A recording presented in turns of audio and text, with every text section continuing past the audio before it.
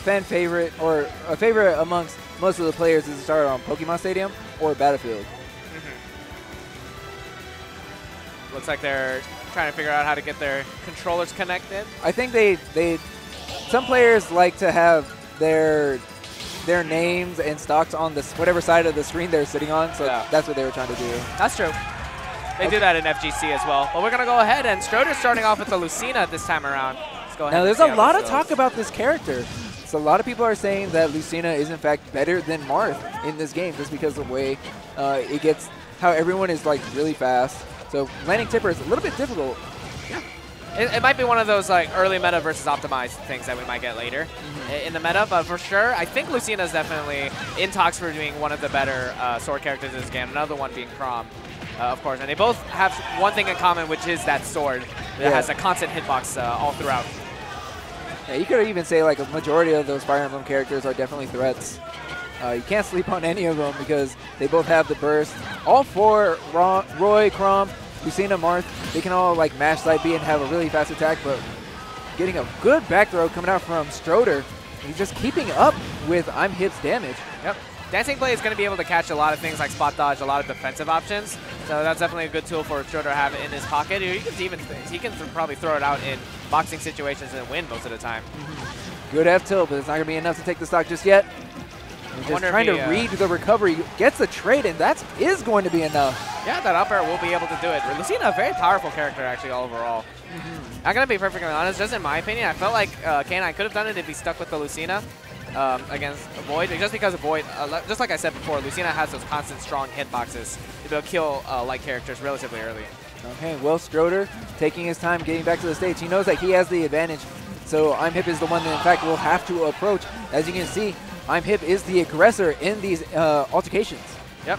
One interesting I've noticed from, at least from Roy, Chrom, and I think Lucina as well, if you throw out back air, you actually turn around both in the air and on the ground. That's right. It's very interesting to see. So you can reposition yourself because you, when you get hit, you fly in the direction and you're facing the way that you're facing when you got hit. So it can make recovering hard if you're forced to be reversed and stuff like that too. Good up air coming, stalling from ImHip. Stroder was actually really low, and because of the up airs have like such low knockback, makes it kind of difficult to recover. But a big up smash from Stroder, and AZ is popping off. Yeah, man. Arizona has been known to be one of the more rowdy crowds. The more vocal crowds, for sure. Especially on the west side of things. So that's going to be interesting. See how they react if Stroder is able to take this set. But right now, just throwing out, whacking away those Pikmin. And they both reset to neutral with that double rollback. I mean, resetting to neutral in this game is such an important part of these matches because you don't want to overextend and give your opponent an opportunity to really take their advantage as far as they can. There we go. I know ImHip is relatively good compared to other players at parrying. I was waiting for them to happen, but there we go. He's finally going to be able to get one down and get a punish in too. Now Stroder staying at a distance where it's not really giving ImHip an opportunity to put up his shield to even use the parry. Down air to up smash connecting for Stroder, and good parry coming out. When you're in parry, you only have a few frames of advantage over your opponent, so if you throw out like some kind of smash attack, sometimes it's not going to quite be able to connect correctly because you do gain advantage, but at the same time, if your move is too slow, then your opponent can still defend themselves. Well, even with the parry, with how quick his up smash is, ImHip is able to throw out that up smash from parry, and it should connect. But Stroder making it very difficult. Another parry coming out from ImHip. Very close sight, and we see a shield break! Yep, that purple Pikmin will be able to do that. And we got 112%, so, I mean, that's something that Olimar can make up very, very easily. So we're going to have to see if Stroder can keep his cool and just try and slowly get this kill back. Otherwise, he's going to get things like that jab reset into the down smash, and the back air will be able to finally do it. Yeah, Stroder able to clutch out game one here against ImHip. You know, momentum was starting to flow in ImHip's favor, especially after that shield break. You get your shield broken, that does not only does it shift momentum, but it also does a lot of mental damage. Stroder, one of the players more known to keep his calm and not let things get to him, really showing that at the end of that set, able to clean up that stock. Yeah. We're gonna have to see though, because like you said right there at the end, that ImHip's momentum was starting to shift towards back to him. he was almost able to bring it back after that like 3 stock deficit that he had. So we're going to have to see. It's really going to be more about ImHip playing his game. He was forced to chase Stroder around the stage for a good majority of that set. If he's able to just put a slight advantage on Stroder and even a little bit of pressure, he's going to have, he's going to be able to turn the tables on it. Alrighty, we got the winter version of Yoshi's Island. That's always a nice one. And no surprise that we're going here on Yoshi's Island because, like I was saying with Rich Brown, all the slants on the stage make it very difficult to hit these short characters. Gets that fair in. Again, ledge trapping Stroder really well right now. And oh, the snipe! Oh, Pikmin. Oh my god. He sniped him! Snipe Master, ImHip is back, baby! Ooh, the directional air dodge upwards just to be able to get back to the stage.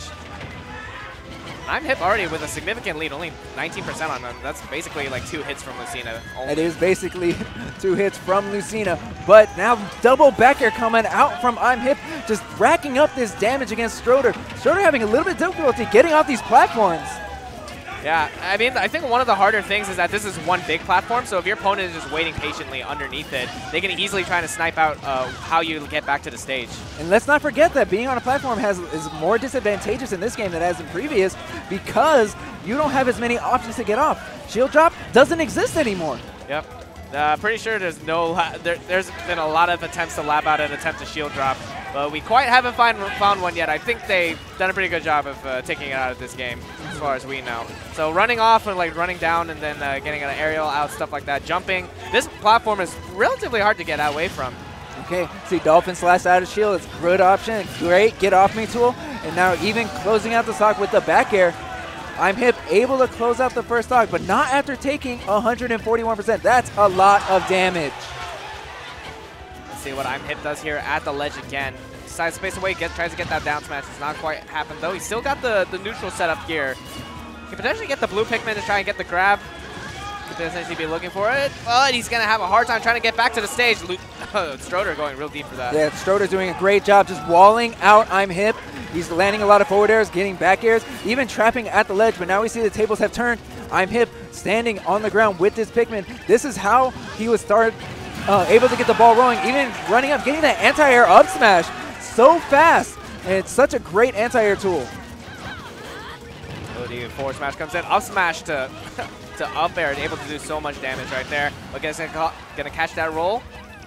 Okay, interesting.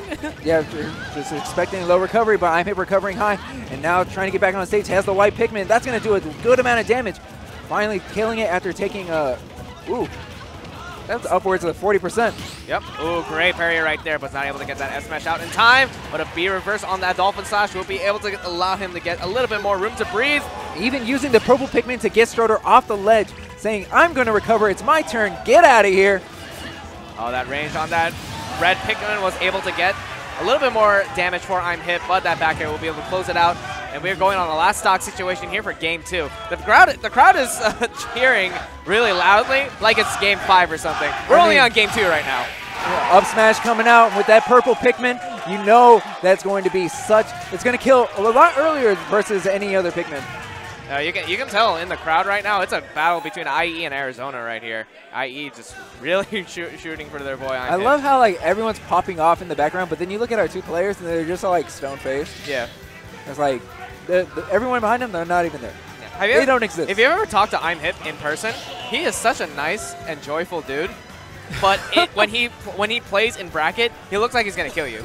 Like I'm just gonna go ahead and say that right now. Like it's always like the super nice people. For some reason, when they're playing, they look like they're about to murder someone. That's right. Well, Stroder is definitely giving us a present of an amazing set. Is he really gonna pick? Okay, he's locking in Greninja. I mean, he was saying earlier that he has been like still dabbling with Greninja. He still plays him, but I did not expect to see him here in tournament against ImHip. This one is gonna be in particular interesting to see, only because Greninja in general has always been like a combo-heavy, combo video type of character. Yeah. And he still has it here in Smash Ultimate, so we're gonna have to see how Stroder actually plays this character this time around. Okay, playing the defensive game, putting some Pikmin, and then using the purple Pikmin to get Stroder away from the ledge. Oh, wow. That connects? Down tilt to, or dash attack to up smash? Yeah, I mean, that was a thing in Smash 4 as well, I believe. So definitely working out for him there. All right, Nair into up tilt and into back air. I think that time using the whistle to be able to land back to the stage. Still gets that damage, though. Stroder already off to a great start. Okay, landing another Pikmin onto Stroder, just taking advantage of Stroder not approaching as far as he could and racking up damage from a distance. Throws out that Shuriken, forces him in the air. Not quite going to be able to get anything, but finally breaks his zone, gets another up smash afterwards, putting him off stage. Even punishing the directional air dodge from ImHip to get back to the ground sooner. Wow, down smash sending Stroder in the opposite direction, but still not able enough to take the stock. We're seeing like a complete reversal of what Game 2 was looking like, where ImHip was completely in control and taking complete advantage. Now Stroder is using all his tactics to his advantage. Yep. Oh, you know he was looking for the pivot grab. Yeah. Ooh, a drag down into a 2 tilts right there. Gonna be able to get a significant amount of damage. Stroder might be looking at a 3-stock if he can keep this up. ImHip's gonna have to get some momentum going before he can try and think about getting this game back. Yeah, red Pikmin is next up in line, so he's not afraid of the grab. Up smash doesn't come out, as wake up attack is a much better option in this game as it was in previous. Going the F smash, pivot around, just finally gonna be able to get it. ImHip still significantly far behind. The way Stroder's been playing with Greninja might be problematic. Using Nair to get that Pikmin off him. Now forward throw, you take advantage, and now let the ledge trapping begin. Dash attack gets that up smash, not quite. The directional air dodge just be able to maybe move it back to the stage, but oh wow, landing there to up smash. Another game for Stroder right there. All right, so yeah, they're just checking to make sure it's best 3 out of 5. This is in fact a 3 out of 5. I mean, when we have players of these calibers, you know it definitely should be 3 out of 5. Yep. Like, just the moment these two got on the stage and they started to play their set, it has been nothing but explosive damage. I think the way that Stroder's been playing with that Greninja, you know, he has a faster fall speed and a larger jump height. Just might have been able to avoid the shenanigans that Olimar wanted to do. I think it also helps that he's able to convert off the dash attack, because just of the angle that dash attack sends him at, using dash attack to convert into kills, and how dash attack has a long, like a very long hitbox.